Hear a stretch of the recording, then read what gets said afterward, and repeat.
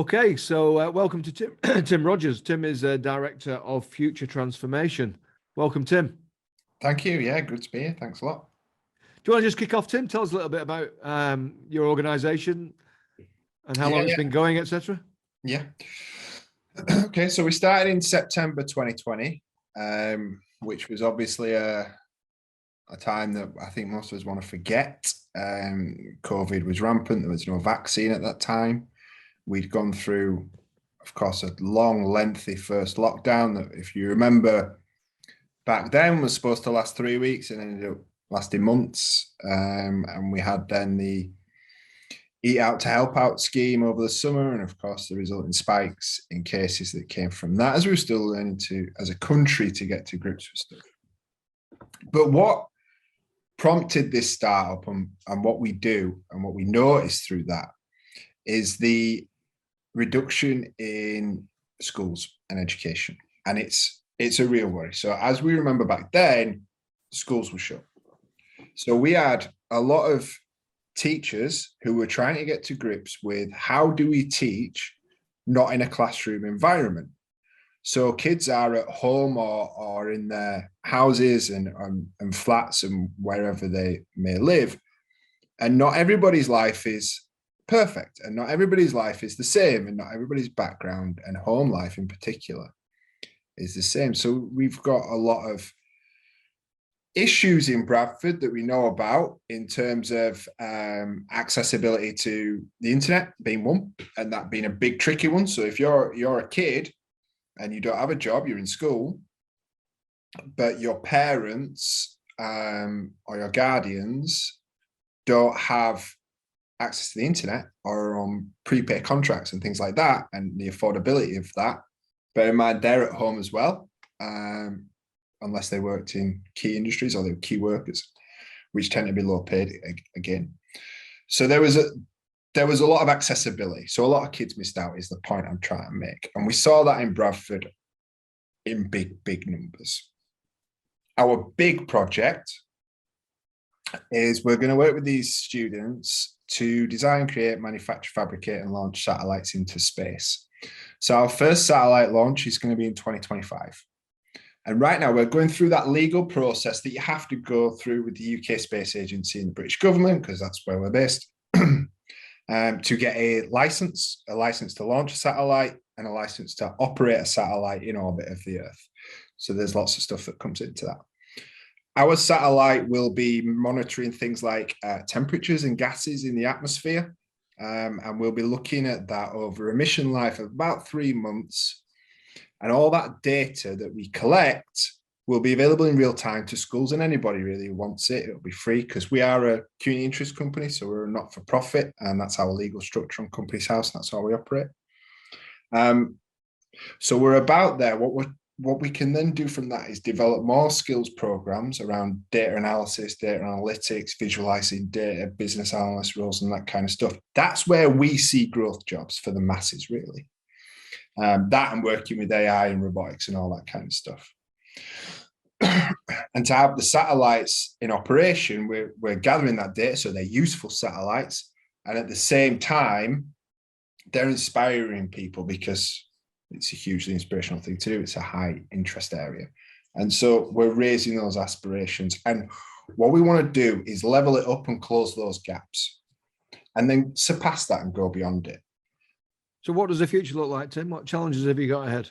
Yeah. So we're looking at, so with the satellite project, so far in this country, we've never launched a rocket. We've got businesses that have satellites like Rolls-Royce, or the big ones, BAE Systems and things like that. But what that means for us is we need to go, because obviously we don't have the billions and billions and billions that you would need that those other businesses have got.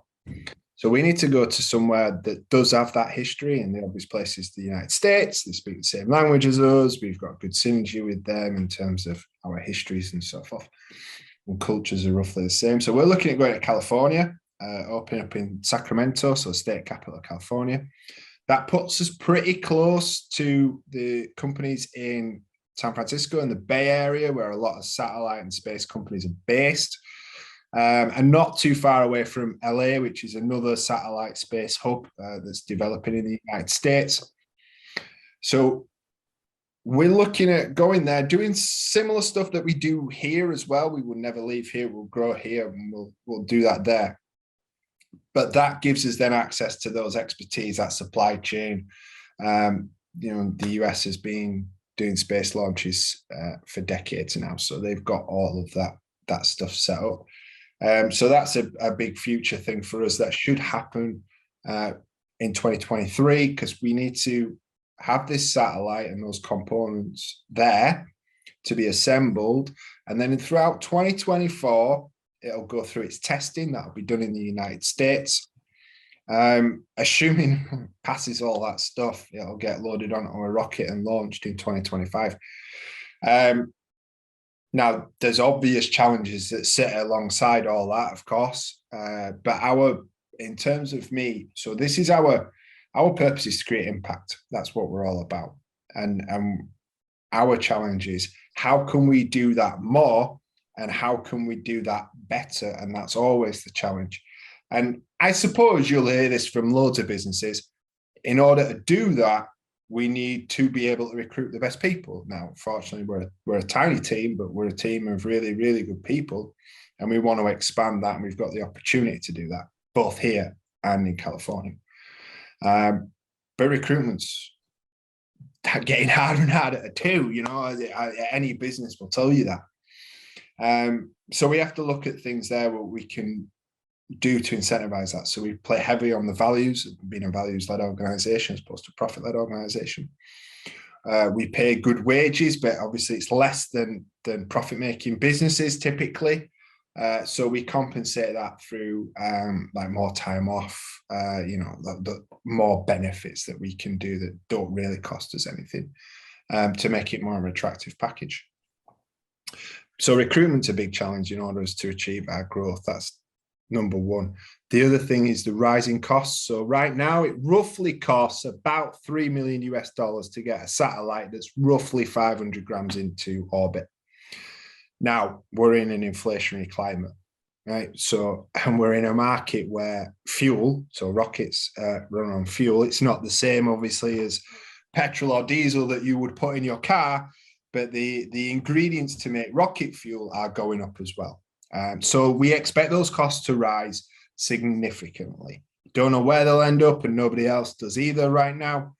But we've got that. So inflation is a challenge, and the global economy and rising prices are a challenge, because we don't know where we're going to end up right now. We'll have a better picture of that in the future, but it's so hard to predict. So recruitment costs or rising costs are a challenge. And creating that impact is a challenge, and it always will be, because we want to be able to do it the best way. Oh, you're certainly making some impact with me. Thank you. So if you were to have the luxury of going back a couple of years and starting all over again, yep, with the benefit of hindsight, what might you have done differently? That's a good question. What might I have done differently?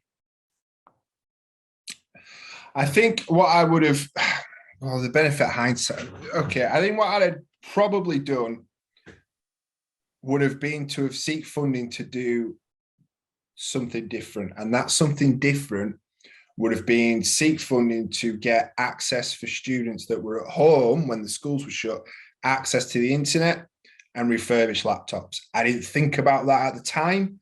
It's just something I've noticed since the lockdowns ended and the schools reopened.